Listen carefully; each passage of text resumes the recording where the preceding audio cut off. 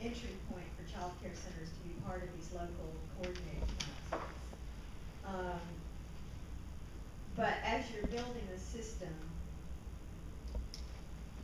the seal of approval needs to be one that offers the possibility for the existing system in the state of Mississippi to be part of what you're building. You're proposing the quality rating system when I understand that that's the only one you can see, but it is going to essentially eliminate the child care sector from being able to participate. If you look on the DHS website, you'll see 97% of the licensed centers, church-based, Head Start, child care, every licensed center in the state, 97% of them will be excluded by that requirement because they are not in it. They're not in it because it's too expensive to participate, and the requirements are irrelevant to the educational requirements. And I appeal to you to choose a different entry requirement for the child care sector. There are other options, and the one that I suggested to you is training created by the Department of Education, specifically for early childhood, specifically for preparing early childhood to do core curriculum readiness work with kids, so when they come to school, they're school ready. That is relevant, it's affordable, it exists, it is out there. Every center hadn't done it yet, so the requirement that centers do it would be a vast improvement. We're working right now in a pilot project with the Lamar County school system where the public school is trying to figure out how to work with the child care providers in that school district to try to get those teachers in those child care centers doing stuff with the kids that's going to feed into that school system in a way that's going to be actually supportive. The quality rating system has been dismissed as an option because it's irrelevant. And we're turning to the Department of Education training as the option. So I plead with you to hear that as an important piece that needs to be built in. I see that this is a system that is going to be put together and built on into the future. And I applaud you for taking this step with trying to build collaboratives. I was the president of the Biloxi Excel by 5 committee, where we became a certified Excel by 5 community after you all did in Pascagoula. And I see the system that you're trying to put in place, and I see that this first year is going to be something that's just the pilot, and future years are going to build on it. But I urge you, as you're building it, to put the right foundation cornerstones in place so that it offers the opportunity and doesn't exclude the delivery system that we currently have for many of the kids who are now in child care and pre-K settings. Okay. Well, let me respond to that. Your point is well taken, and I've said I'm open to, just like Rachel said, we in the legislature deal in alternatives, okay? And if you presented me with an alternative, I can tell you I will go back and I'm not going to pretend to sit up here and say I know all the ins and outs of all of the rating systems and all that, but I will go back to and talk to the Department of Education and see what they can do. The thinking behind and which, by the way, is why the Department of Education is written into the bill as the one, because we know where they are. From my perspective, the idea is, and I'll disagree with you on this point. I do think environment, and I hear it from teachers, home environment and where they are does matter in terms of performance at school. Okay, the bottom, look, if you've got a good place and you're not having to struggle, you're maybe going to do better. So my point is that I don't want people who go to child care centers and there's somebody, somebody's house down the road, and they may have the curriculum, but they don't have the facilities and so forth. Okay, what we're trying to do is to make them age appropriate And that's not a knock against it. What I'm saying is age appropriate. They have what is needed for the children to thrive. Okay, that's the whole point, is what they need to thrive. And so that's the thinking behind it. So I'm willing to go back and talk to the Department of Education and to see what there is. I'm not making any promises. But I'm hearing you, and I've heard it out there, and so I understand, and I will go do that. No, next please. My name is PreK. I have been in child care for over 30 years. I possess a master's degree in early education. 2 employees. Last year, I employed double of that. I congratulate you on this bill. It is long overdue. However, we are also a sponsored child care center in the community who sponsors other child care centers to come up with their standards. We spend $80,000 on QRIS together with, I don't know how much money, Allies for Quality Care spend in our center. I am proud to announce that we are one. I am angry. It doesn't work. It doesn't work. The other thing is... Well, let me ask you, okay, it doesn't work in what way? That is a long story, and I don't think we have the time, but I'm very interested to talk to you about this. I would take time away from the overall, what we are here to discuss. And that $80,000, was that of your own money? Of my own money. Okay. Yes. And you show me another child care center who can cough up that money. No, None. that's why we're having this. That's it. I have a suggestion. On your teachers, teachers must hold a BA of whichever language you have in there. The classroom, that is not a position for a bachelor's degree person. It is a VOTEC position. I have students who are going for a bachelor's degree at different universities. Jackson State will change diapers. Mississippi State, ooh, that's a big one. I don't care what you have. When you take care of infants, 1, 2, and 3s, part of personal care is 50% of taking care of this child. To understand, what do you need to learn? What would you really like to see in kindergarten? What outcome? Kindergarten comes, that's a German invention, and I happen to be German, and I happen to teach in Germany. Kindergarten means the garden for children to learn and to grow.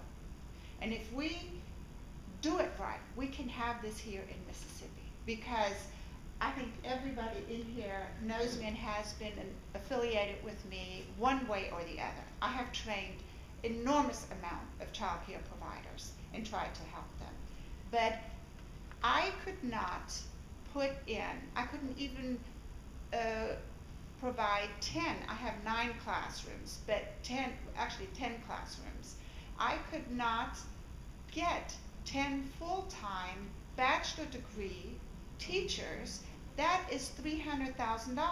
JPS entry teacher's pay is $30,000. In return, I did the quick math. I may have not done it right.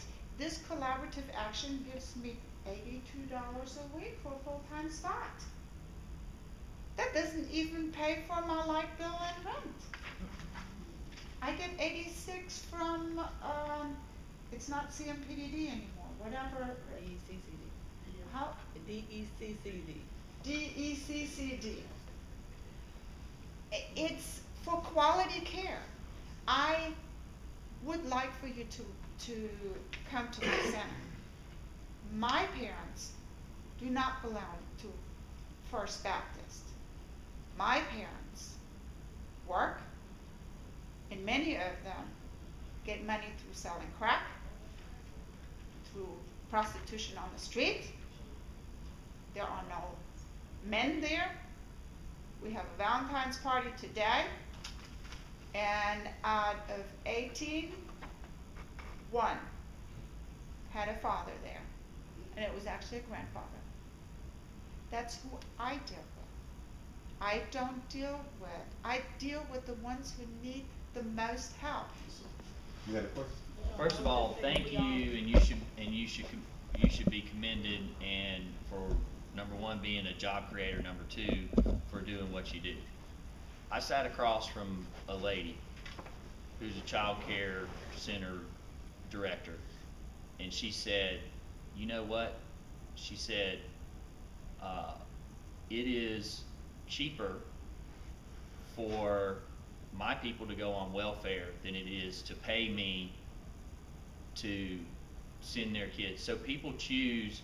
I think people want to work, but, and like me, you know, it costs, people can't afford what's out there. And there's an economic issue that is at work. Okay, that is one of the issues behind this bill, is to say, and that is say, all right, and I'll say this, say businesses, corporations, y'all need an educated workforce. We need people working. They need, in order for them to work, they need child care.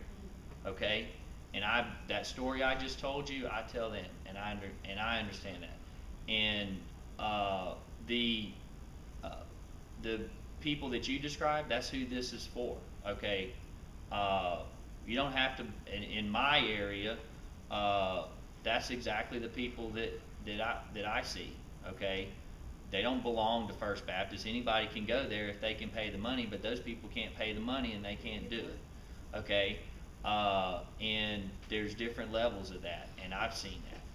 In the bill, do you use assistant teachers? Do you have?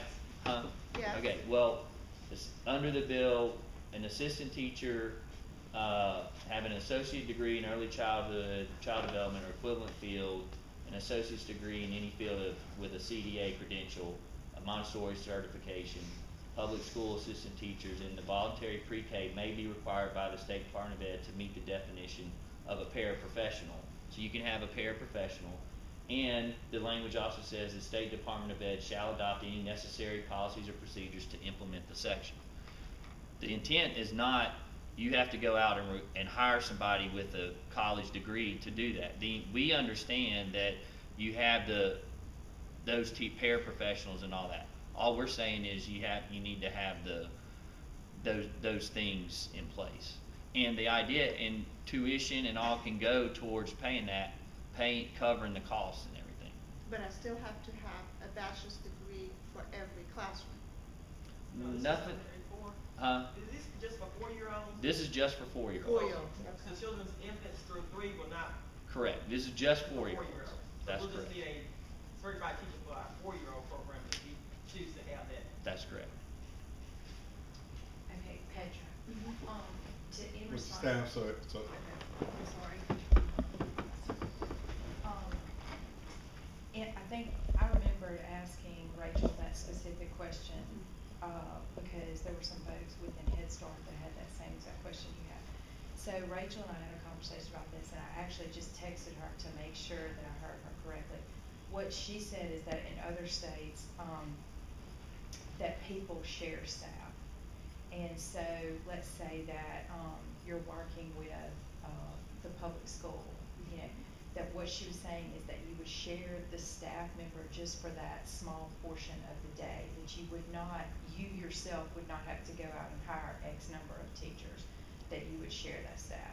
But what I will do is if you want more clarification on that, I wrote this down for Rachel and I texted this to her, and I'll make sure that she can provide more clarification on that, because she explained it that way to me. And that's a perfect example of why you have the collaboration, because the public school can offer, you can switch off, and if somebody can do it, and those funds can be spread around. Right, and just to also, like, I know that in some places and I'll just use Head Start as the example, in some places, like for example, in Monticello, what they have done there is that the public school pays for the teacher, but Head Start pays for the assistant teacher to be in that classroom. So I'm just using that as an example of how that has worked, how that worked with that specific program. And I would take it one step further and say, if in your collaboration is a corporate, or let's say a foundation, that foundation can pay for another teacher that can do that can work within your team. I'm all for collaboration. I'm all for collaboration. It just has not worked. You know, I can't go into mine, but the partners have to be willing to cooperate. And if I can take Title I money and put a trailer out in my elementary school and call that my K-4 room, why would you not collaborate with somebody who's established in the net? And see, that's the purpose of having this meeting today. So we can bring these resources back. Those, like Rachel's been working with Central Wigan. If we bring Rachel in and everything, we should be able to create the type of bill that we need to really help the providers. But in order to do that, you must be present and you must be able to write your question down so you will know what procedure to go by. Ms. Sue, you had a question? To be honest, I have several. It's on. I have several.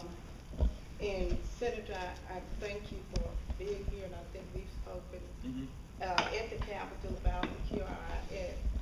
And I want you to know the biggest refusal from child care, and we oppose so much simply because of the history that we have with not Department of Education, but Department of Human Services, Department of Health, and mostly we're left out a lot when we find out by way of when there's CCAT meetings, and that's where a lot of the decisions are made, recommendations. I put it that way.